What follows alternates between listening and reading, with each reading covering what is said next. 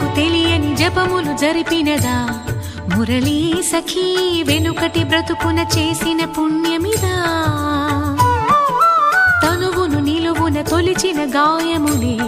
తన జన్మకి తరగని వరముల సిరులని తలచినదా కృష్ణాని